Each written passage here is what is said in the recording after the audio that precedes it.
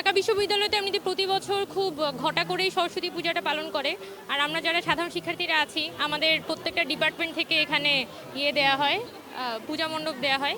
তখন আমরা আমরা স্টুডেন্টরা ভিজিট করি। তো একটা উৎসবের দিন, আজকের দিনটা আমাদের সাধারণ শিক্ষার্থী যারা আছে আমাদের সবার জন্যই একটা উৎসবের দিন। আমরা বন্ধুবান্ধব, রুমমেট, আমার রুমমেট আছে সোশ্যালজি ডিপার্টমেন্টের, সে হচ্ছে গতকালকে আমাদের হলে পূজা মণ্ডপ হয়েছে, সেটা গিফট মানে দিল, ইনভাইটেশন কার্ড দিল আমাকে।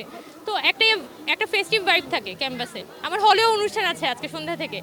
তো আমরা আসি, এটা একটা মানে এই যে একটা অনুষ্ঠান। আমরা তো আসলে যখন আমাদের এলাকাতে ছিলাম বা চট্টগ্রামে ছিলাম আমরা তো কখনো আসলে দেখি না যে সরস্বতী পূজা খুব ঘটা করে পালন হচ্ছে।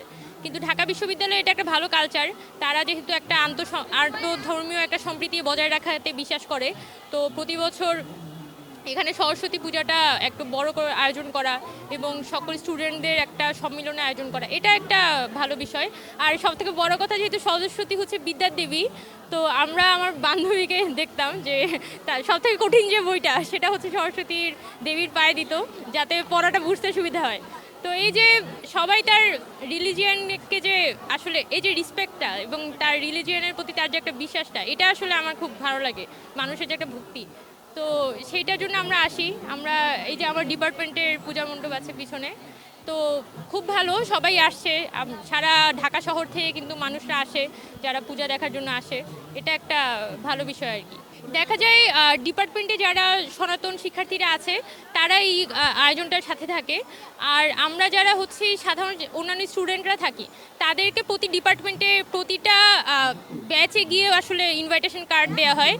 আবার আমরা তো মেয়েদের হলে তো আসলে সনাতন বা মুসলিম সবাই একসাথে থাকে।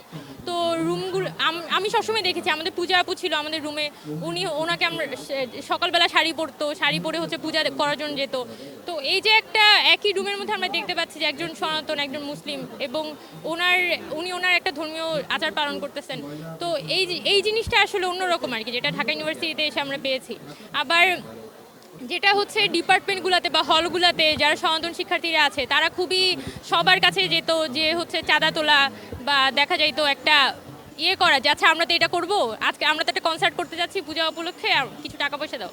তো এই জিনিসটা আসলে খুব সুন্দর আর কি, এই আয়োজনটা খুব সুন্দর। তো ঢাকা ইউনিভার্সিটিতে আজকে এত বছর পরও খুব সুন্দর করে যেটা আয়োজন হচ্ছে এবং সবাই খুব সিনসিয়ারলি পালন করে, আমি মনে করি যে এটা আসলে আমাদের অনেক বড় নিদর্শন আর কি, যে প্রত্যেকটা ডিপার্টমেন্ট যদি আপনি দেখেন, ঢাকা ইউনিভার্সিটির টোটাল 87টা ডিপার্টমেন্ট, প্রায় সবগুলো ডিপার্টমেন্টে কিন্তু তাদের পূজা মণ্ডপ দেয় এবং খুবই সুন্দর করে পূজা মণ্ডপগুলো সাজায়।